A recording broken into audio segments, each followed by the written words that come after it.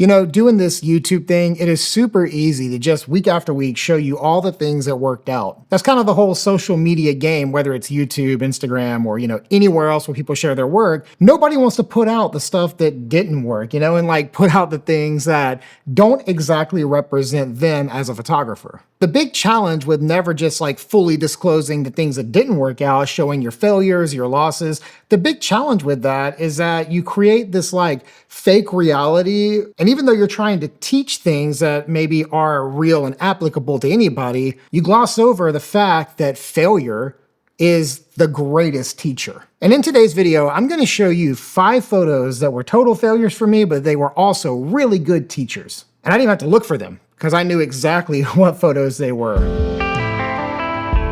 Okay, let's take a look at this first photo. This is an iconic location in Ireland. You probably have seen this shot before. And you might be thinking, like, how does a photo like this, which has like really nice colors and the composition is nice and minimal, like how does a photo like this end up as one of the worst photos? And it's because this photo really fails to capture what I was trying to communicate here. And I'll break it down for you. This photo that you're looking at right now was shot at 14 millimeter. 14, that is incredibly wide. To be such a big and iconic location, there's no sense of grandeur here in this photo. Everything has just simply been shrunk down in a way that it doesn't feel big, it doesn't feel grand, it doesn't represent this location at all. And the compromise for me as someone who does documentary photography, I didn't document really anything here that represents what the place is. Now, I mentioned that our worst photos are our greatest teachers, and this photo right here told me never take an ultra-wide lens out to a spot that's meant to be grand.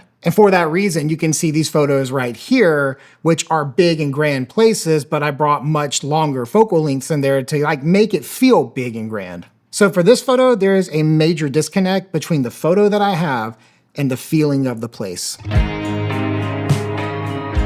Okay, now we're gonna go back even further to about 9 years ago. This photo that you're looking at right now was taken in a little town in Maine called Camden. When I lived on the East Coast, we drove up to Maine a few times, and this town was one of my favorite places to stop along the way. And I felt like I hit like the timing jackpot because there was this one woman walking her dogs just out on the coast here. And I was so fixed on framing her up that I didn't realize that the height I was standing at actually cut off the housing line and like basically the beauty in the top of the photo. There's a tree branch that's crushing out the mountain, the tree line, and even into the dock and the water. All of that could have been negated if I just would have taken my composition from standing to like squatting and getting a little lower. Everything would have been the same. She would have been in the center. You would have seen the coast, the water. You still could have seen the tree at the top, but the tree would not be cutting off half the composition here. So in photography, it's really easy to get fixed on the thing in the middle, the subject, the thing that you're actually shooting, and then not really pay attention to what's framing around the entire frame and the entire composition. These days, I pay just as much attention to the entire frame, making sure it feels balanced, making sure like if there's meant to be a sense of symmetry that is reflected in the composition. Like I'm very aware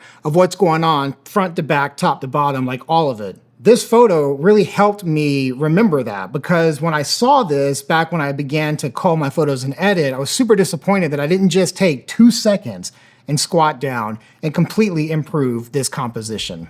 Hey, real quick, if you are feeling like some of the things that I'm feeling and you want to learn more about composition, intentionality, style, all those things, there's some workshops coming up and you can check them out at shotverygood.com. We've got a few spots left for this year, but we are launching next year's workshops pretty soon. And so if you don't come to this year, you can hop on our mailing list right at the website and stay tuned for next year's workshops. Workshops are a great way to connect with other photographers, learn, grow, and experience an epic location. And those spots can refresh our soul as well as inspire us as we all grow together at a very good workshop. So be sure to check those out at the link below or at the QR code right here.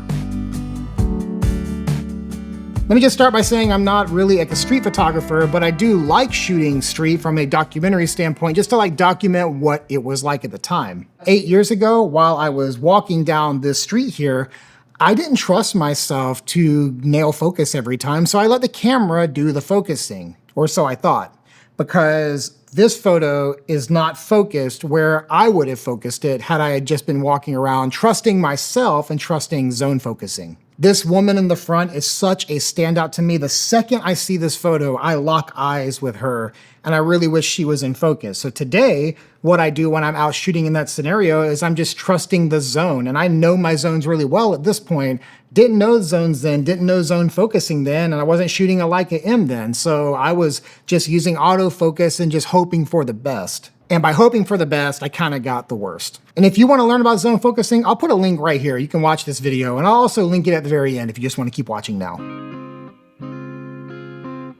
In the same regard as the photo from Ireland, I have another teaching photo of a massive landscape. This is the Grand Canyon in the middle of the day. I'm a midday light shooter, like I don't wait for golden hour all the time, but I do have a thought about golden hour because of this photo. So this is a super old photo for me. Composition's not really great. Like everything about this photo really doesn't work. Like the composition's not great, the lighting's not good. I'm unclear what the subject is, and I took the photo and I couldn't tell you today really, other than the Grand Canyon, what the subject is. What this photo taught me was to always make sure I have a very clear subject. And in a photo like this, like the Grand Canyon is too broad of a thing to be the subject. So I've got to find a subject in this composition. This is where light can really become your subject and really enhance the thing you're looking at and actually make it a subject versus just being a thing. So the other times when I shot the Grand Canyon, I made sure to shoot at a time where the light is in fact the subject. And obviously, I'm trying to make an artful composition, but I'm letting the light and the way it interacts with that composition become the subject of the photo.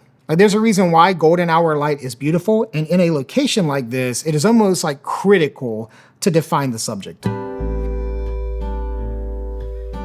So if you're ever trying to get hired as a photographer, you've kind of got to like prove yourself, and you do these things called spec shoots or maybe a test shoot where you basically perform the job and then you can show that job and say, hey, look, I can do this job. So a long time ago, I wanted to get into product photography, but I wanted to do it in a way that felt a lot more like rugged and masculine. And I specifically was going after brands that were, all about leather and EDC things and just brands that had that match to like my own personal style and taste. So I built a couple of compositions that I thought represented that kind of work so I could pitch it off to some brands. What you're looking at here is the very first one I ever built. I'm actually pretty embarrassed to show you this, but this is like the very first one I made. And my intent here was to pitch to a company called Nomad. Nomad makes leather tech goods, and I was gonna send this to them and just say, hey guys, like I'd love to do your product photography and I'd like to do it in this style. But after I did this shoot and I started looking at my photos, I learned so much. Like I learned that if you're shooting a top-down photo like this, you want like the entire thing to be sharp. And so you can't be shooting it at like 5.6. You gotta shoot it at like f8, f11, f16. I learned how much details and spacing actually matter in a photo like this, not from your eye perspective, but actually looking at it on the screen itself and making sure, you're getting every little perspective weight balanced up. And there has to be some like play between shadow and light. And so balancing all of that in a dramatic way has to feel really good too. This spec shoot that I did is super embarrassing to me today, but I was able to learn from it. And then I was actually able to make a lot of work for a lot of different companies doing this exact style of shooting by just getting really good at it because I failed at my first attempt at it. And yeah, I ended up doing a lot of work for Nomad, not just this kind of work, but also out in the field. And because of the Nomad work, I was able to leverage that into other brands and other companies and basically build a portion of my whole portfolio off of learning from this spec shoot. So these 5 photos have been some of the greatest teachers I've had as a photographer, and I didn't get that by going and being successful. I did it through failing. And this feels like a good time to reiterate once again that failure is the greatest teacher there is. But failure can only be a teacher if you have a good relationship with failure. If failure defeats you and you just feel completely beat by it, well, yeah, it's never gonna teach you. But if you have a good relationship with failure, one that you can look at the work you've done and evaluate it honestly and objectively, then make changes and move forward, then failure can be your greatest teacher as well. The photos that I've shared today, they're not meant to be like rules and guidelines for you necessarily, but they are for me. And if you go through your image library, you can probably do this same exact exercise and think about the things that you've learned by your biggest failures in photography. As I said on the front end, it's really easy to show you all the wins, but I hope today you enjoyed seeing some of the losses as well. And if you did, be sure to drop a comment below and tell me which one you hated the most. Love to hear that. Let's fill it up with all the hate today. Be sure to give this video a like, and if you are not a subscriber, be sure to get subscribed as well. And as always, thank you guys so much for watching, and I'll see you next time.